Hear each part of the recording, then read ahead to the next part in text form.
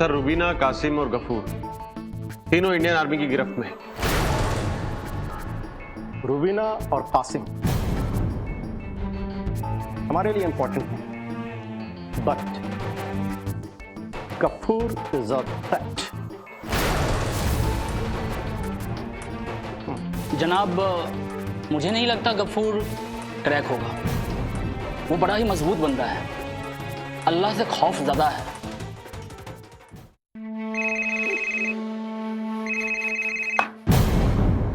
Shahid, good, अंदर भेजो उन्हें।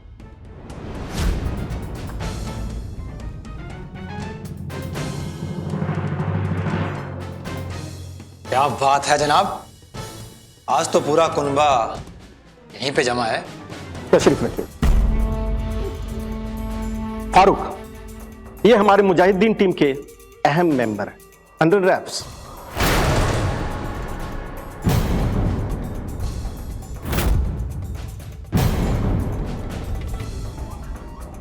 फारूक, वो लेडी जिनका नाम मेनका है, उनको खत्म करो। ये बाजी हमारे हाथ से निकलती जा रही है। जनाब, मैंने उसे दिल्ली भेज दिया है और अब कोई खतरा भी नहीं है। बेवकूफी कर दी ना तुमने।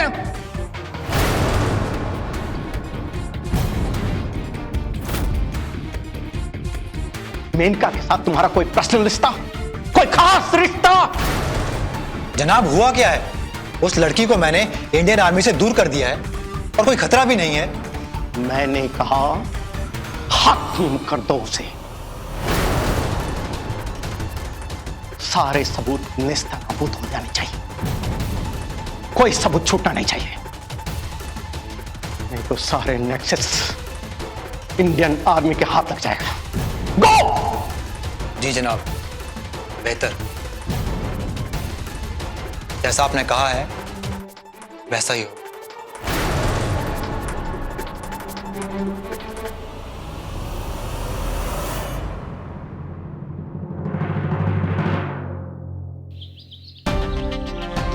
हाँ तो बिल्लू साहब। सर। सब रेडी है ना? Yes sir. गुड।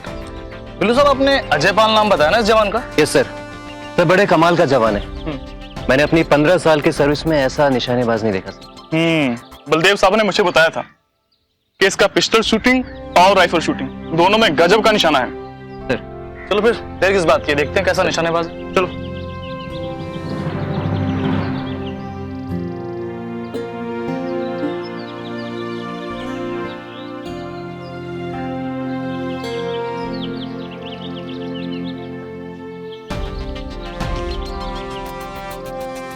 जवान सावधान। जैन साहब। जैन। Ajay Pal, all out. जैन साहब। जैन। सर, ये अजय पाल। जवान आराम से। तो अजय पाल, कहाँ के रहने वाले हो? साहब, हिमाचल से। फौज में कितना वक्त हो गया तुम? 4 साल साहब। तो घर में कौन कौन है? साहब, पिताजी नहीं रहे, माताजी ने पढ़ाया लिखा है साहब। सुना है कि ग्रेजुएट हो तुम? जी साहब। ग्रेजुएट थे तो पहले एनडीए में अप्लाई क्यों नहीं किया? साहब, किसी ने गाइड नहीं किया साहब, और जब पता चला तब तो ओवर एज हो गया था साहब। ओके, चलो जरा निशाना लगा के तो दिखाओ। सुना है कि बहुत अच्छे निशानेबाज हो तुम। साहब, जो कुछ भी सीखा फौज में आकर सीखा साहब। बिल्लू साहब। सब। ऑर्डर दीजिए। अजय पाल, अपनी पोजीशन ले लो फायरिंग के लिए, शूटिंग के लिए। जय हिंद साहब। जय हिंद।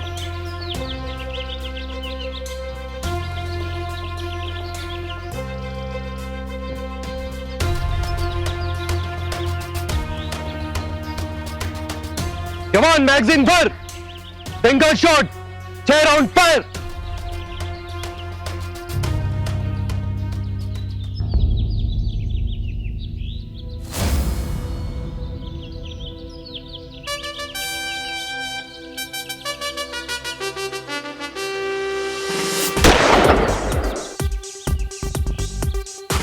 हंसते हंसते देश की जो करते हैं रखवाली, इन जियाले नौजवानों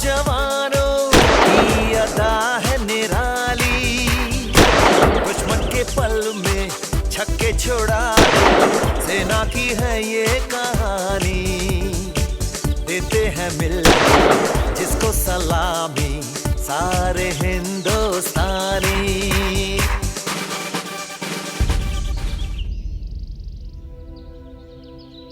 हाँ बात है बिल्लू सिंह साहब। यार गहरी कमाल हो गया यार। तो बड़े ही कमाल का निशानेबाज है सर अजय पाल। पूरा का पूरा बोला ही साफ कर दिया सर इसने। यार अनबिलीवेबल, मुझे तो आंखों पर यकीन नहीं हो रहा। जब बलदेव साहब ने मुझे बताया था अजय पाल के बारे में, मुझे लगा वो मजाक कर रहे हैं।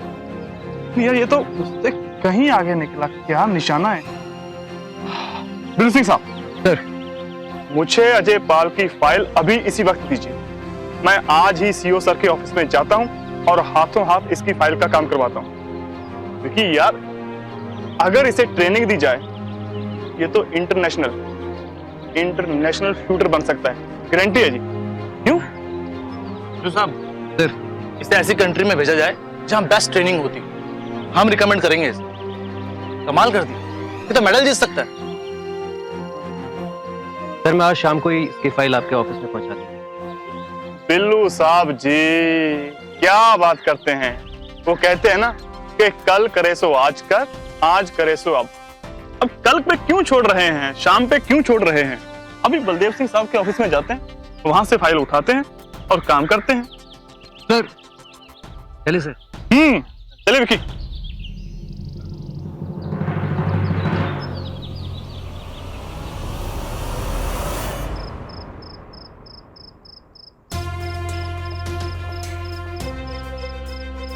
साहब जी एक बात बताइए, ये जो मुजाहिदीन लोग होते हैं ये लोग अपनी ट्रेनिंग कहाँ से लेते हैं? देखो इनके कई ठिकाने होते जी। ये लोग कई ग्रुप्स में बटे होते। अरे साहब अगर इनके ठिकानों का पता चल जाए ना मुझे, तो मुझे सारे पते में यूं निकलवा लूं। सदफ अगर ये इतना आसान होता ना तो जितने भी आतंकवादी ग्रुप्स हैं, ये मुजाहिदीन ग्रुप, ये लश्कर, इनमें से कोई भी नहीं होता। ये लोग बड़े शातिर होते, बहुत ही खुफिया तरीके से आगे बढ़ते।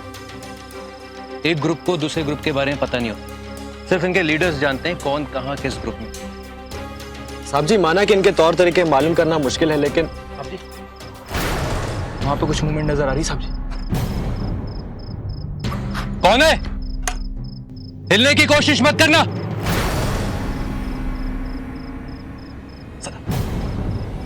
निशाना लो, याद रहे निशाना कोशिश करना उसके पैर पे ले।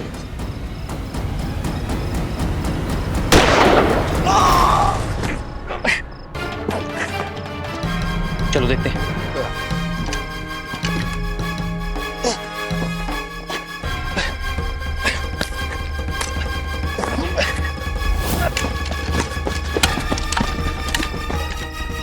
साहब वो तो भाग गया।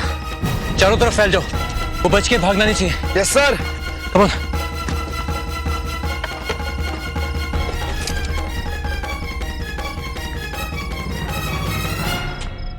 जैन सर, मैं सुबेदार बिल्लू सिंह एलओसी से sir.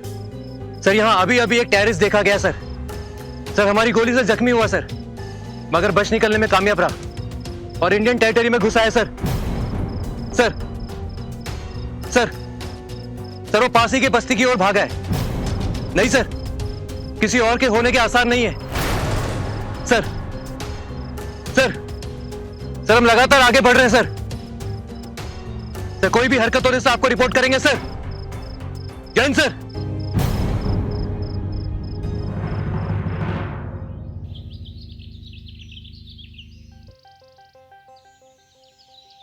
Selvam, where is Indra? He is here, thank you. कहाँ रह गए थे? कब से इंतजार कर रहा हूँ। वो एक्चुअली कैबिन में ही था, वो प्रिया का कॉल आया था। Good morning call. बैठो बैठो प्लीज। गुड। बात क्या है? इंद्र एक्चुअली तुम्हें ब्रिगेड हेडक्वार्टर्स रिपोर्ट करना होगा। देव समन्ड यू। Brigade headquarters? अभी पिछले कुछ दिनों से सारे ऑफिसर्स अंडर सर्वेलेंस थे, इंक्लूडिंग मी। हम सब अंडर सर्वेलेंस? इंटेलिजेंस रिपोर्ट के मुताबिक एक औरत है जो हमारी इंफॉर्मेशन को सरहद के पार तक पहुंचा रही है। हमारी इंफॉर्मेशन, हमारे ऑपरेशंस, हमारे प्लान्स और उनके बीच वो औरत ही एक कड़ी है, एक लिंक है। तो एक औरत एक लिंक है, लेकिन इसमें the way do I fit in, मैं कहां? इंदर, ब्रिगेड ऑफिस ने कंक्लूड किया है और हाँ, उन्हें मेनका पे शक है। मेनका पर? Sir, what is wrong with Menka? How Menka? Sir, मैं मेनका को अच्छी तरह से जानता हूं, वो इसमें कैसे इन्वॉल्व हो सकती है? सर, मैं बहुत करीबी से जानता हूं उसको। वहां तुम्हारा इश्क मेनका से शुरू हुआ और यहां से इंफॉर्मेशन लीक होना शुरू हो गया around the same time. Inder, Raj Menka innocent है, वो मतलब उसका इससे क्या लेना देना? मतलब ये, मतलब इस तरह की चीजों में वो इन्वॉल्व नहीं हो सकती। I know her very well Raj. Inder, अब सीनियर्स हैं, उन्होंने सवाल किया है तो सवालों के जवाब तो देने ही पड़ेंगे। एक मिनट, कहीं सीनियर्स को ऐसा तो नहीं लगता ना कि मैं और मेनका, मतलब मैं भी इसमें इन्वॉल्व हूं? नहीं, जब मुझसे पूछा गया तो मैंने कहा उनसे कि कर्नल इंदर मल्होत्रा एक बहुत ही रिस्पॉन्सिबल और ईमानदार ऑफिसर हैं और मुझे पूरा विश्वास है कि वो ऐसा कुछ नहीं कर सकते। And I am sure it's true. आज मेरा यकीन मानो, मतलब तुम मुझे जानते हो और मैं बता रहा हूं कि मैंने कभी मेनका के साथ कोई ऑफिशियल इंफॉर्मेशन शेयर नहीं की। इनफैक्ट ऑफिशियल मैटर्स पे कभी हमारा कोई डिस्कशन नहीं हुआ। I mean, believe me. I believe you Inder, I trust you. मैं जानता हूं तुम्हें। I know you like the back of my palm. यकीन करो राज, मेनका और मैं इसमें किसी भी तरह कहीं भी इन्वॉल्व नहीं है। I mean, this entire thing is so fictitious. हाँ, मेनका इस वक्त कहां पर है? वो दिल्ली गई हुई है, उसके फादर की तबीयत ठीक। इंदर, मुझे लगता है विदाउट एनी डिले एएसएपी तुम्हें जाकर ब्रिगेड हेडक्वार्टर्स में रिपोर्ट करना चाहिए। मैं तुरंत वहीं जाता हूं। And just be loud and clear about what you want to say. Just be concise and confident.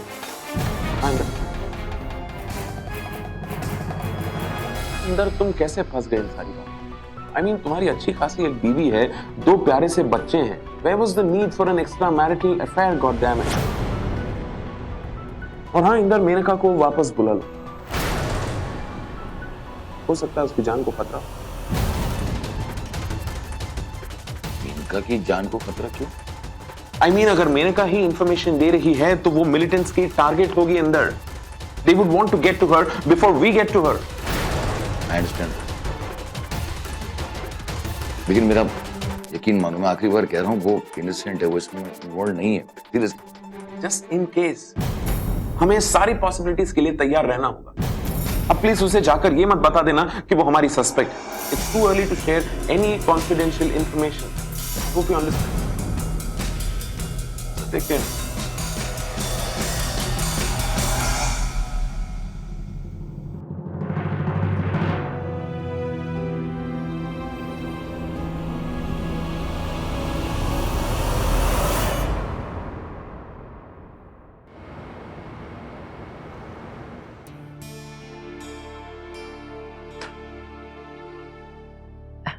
अरे दिशा के पप्पा, अभी आप क्या काम लेकर बैठ गए? घर में मेहमान आए, काम बाद में कर लेना।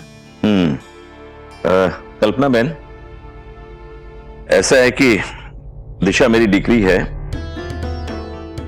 उसकी और उसकी मम्मी की मर्जी की वजह से मैं इस शादी के लिए राजी हुआ हूं।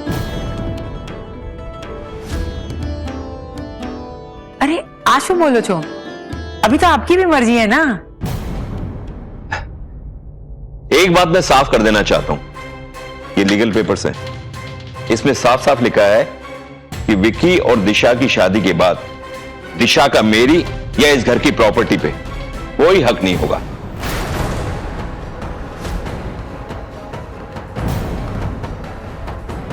और हां, विरासत में मिलने वाली प्रॉपर्टी पे भी ये कोई क्लेम नहीं कर पाएगी।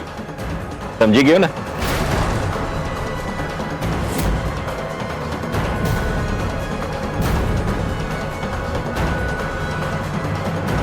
ये क्या बोल रहे हो आप? आप ऐसा करोगे? देखो, दिशा हमारी इकलौती बेटी है, ऐसा कोई करता है भला? ऐसा मैं करता हूं, धीरेन भाई व्यास।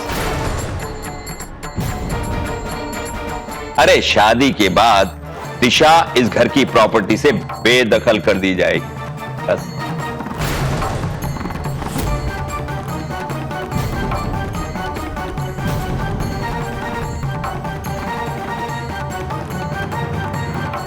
मैं इस बात से राजी नहीं हूँ। मैं नहीं मानती हूँ, मैं इस पेपर्स को बिल्कुल नहीं मानती हूँ। तेरे मानने या ना मानने से क्या होता है? मैंने जो कहा है वो पत्थर की लकीर है, उससे मैं बिल्कुल भी डिगने वाला नहीं हूं। और हां, तुम दोनों सुन लो, शादी के बाद तुम दोनों का इस घर की प्रॉपर्टी पे कोई हक नहीं होगा। और हां, मुझसे कोई भी माली मदद की उम्मीद बिल्कुल मत रखना। मैं कोई रोकड़ा पानी नहीं देने वाला तुम लोगों को। और हां दिशा, तुम्हारा तो इस घर पे कोई हक होगा ही नहीं। देखो दिशा के पापा, सारे दिन एक सरीखे नहीं होते हैं, कभी ऊंच नीच होता है। और फिर दिशा हमारी इकलौती बेटी है, अगर उसे कोई जरूरत पड़ी तो हम ही उसकी मदद करेंगे ना, और कौन करेगा।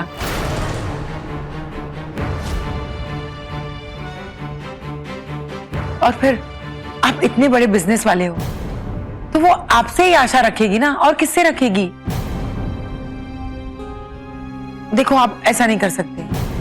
देख ज्योति, मैं दिशा के लिए कमलेश का रिश्ता लाया था, बहुत ही अच्छा रिश्ता था। अब इसने खुद ही मना कर दिया, मैं क्या करूं। अब ये अपनी पसंद से लड़का ढूंढ के लाई है, उससे शादी करना चाहती है, तो इसमें इसी की जिम्मेदारी होगी ना, मेरी कोई जिम्मेदारी नहीं, कोई गारंटी नहीं। हाँ, जो भी होगा अच्छा बुरा इसके साथ होगा, उसकी जिम्मेदारी ये खुद होगी। अरे आंसू आते ही ये कोई बात है क्या? अरे ये बिजनेस की बातें तेरे पल्ले नहीं पड़ने वाली। देखो पण ये तो दिशा के साथ सरासर नाइंसाफी है।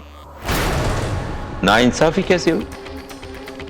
देखो भाई, हमारा जो बिजनेस है, फैमिली बिजनेस, वो बाप दादा के जमाने से चला आ रहा है। अब बिजनेस फैमिली की रिश्तेदारी तो बिजनेस फैमिली में ही होती है ना, लेकिन यहां तो कुछ ऐसा है ही नहीं, सब अपनी मर्जी से हो रहा है। जब फैमिलीज के बीच होता है तो फर्ज होता है, जवाबदारी होती है, लेकिन ये लोग अपनी मर्जी से शादी कर रहे हैं। अब इसके जिम्मेदार तो ये खुद ही होंगे। और वैसे भी विक्की ने बिजनेस करने से मना कर दिया।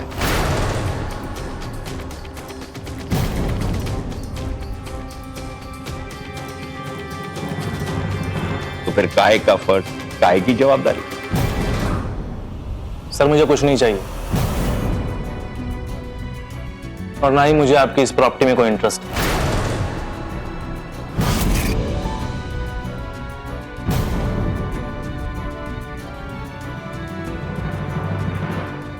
ये बिल्कुल ठीक कह रहा है भाई साहब, हम तो शादी भी बहुत सादगी से करेंगे, ना कोई धूमधाम ना कोई शो ऑफ। हम बहुत सिंपल से लोग हैं, बस इन बच्चों को आपका आशीर्वाद चाहिए। आशीर्वाद तो खुले दिल से दूं भाई, दोनों शादी के बाद सुखी रहे, इन दोनों का घर संसार वैसे ही चले जैसे सब लोगों का चले। मेरे और मेरे परिवार की तरफ से भी आपको बहुत सारी शुभकामनाएं। आपका बिजनेस दिन दुगनी रात चौगनी तरक्की करे।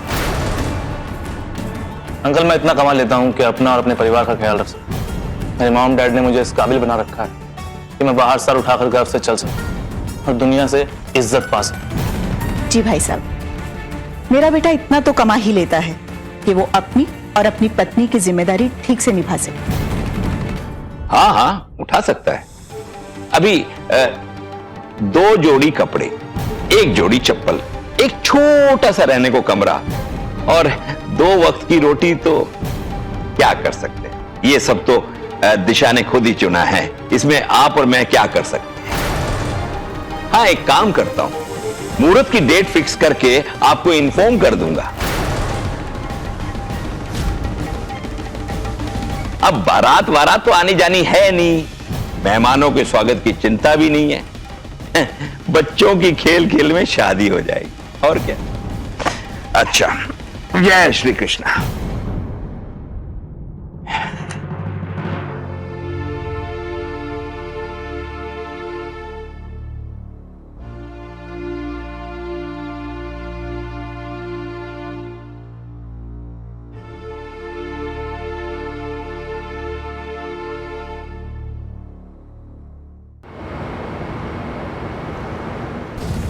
हाँ मगर मेरी बात तो सुनो। एक बार जो कहा है उसे मानो, ज्यादा सवाल करने की जरूरत नहीं है। लेकिन अचानक वापस क्यों जाऊं? फिर वही बात, तुम्हें एक बार जो कहा है वो तुम्हारे दिमाग में नहीं घुसता क्या? देखो बेबी, ज्यादा हुज्जत की तो बहुत बुरी जाओगी। और ये मत भूलो कि तुम औलाद वाली, और वो भी इकलौती औलाद। औलाद से बिछड़ने का गम जानती हो? तुम मेरे साथ ऐसे बर्ताव नहीं कर सकते। मैंने तुम्हारी हर बात मानी है। हाँ बिल्कुल, हर बात मानी है तुम, लेकिन अब ये बच्चे की जान का वास्ता क्यों देना पड़ा? अरे बीबी वापस आ जाओ, यहाँ कोई खतरा नहीं, सब सुकून से हैं। और हाँ, तुम्हारे आशिक को तुम्हारे आने के बारे में कोई जिक्र मत करना, सीधा पहुंच जाना। वो कहते हैं ना, सरप्राइज। हाँ ठीक है, मैं पहुंच जाऊंगी। अचानक पहुंचना मतलब इनमें से कोई रास्ते में मुझे मार देगा। इसका मतलब ये है कि ये सारी प्लानिंग मुझे मारने की है। मुझे जाना ही होगा, नहीं तो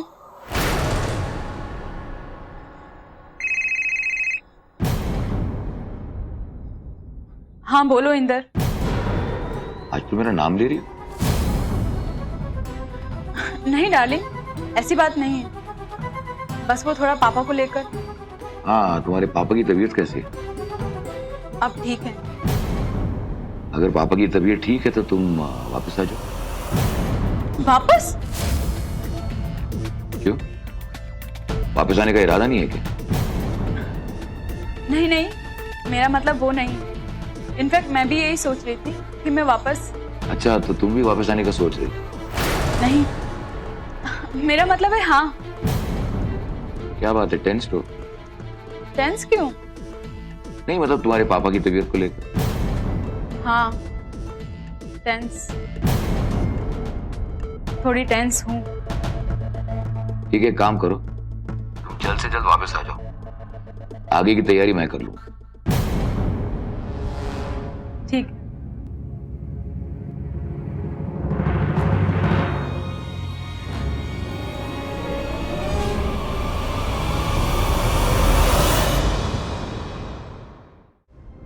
तुम्हारा टाइम खत्म हो चुका है। देखो, तुम ऐसा नहीं कर सकते। मेरा एक छोटा बेटा है, अगर मुझे कुछ हो गया तो उसका ख्याल कौन रखेगा? प्लीज मेरी मजबूरी को समझो, प्लीज। आंखें बंद कर लो बेबी। सुना है कि आंखें बंद करने से मौत की तकलीफ थोड़ी कम हो जाती है।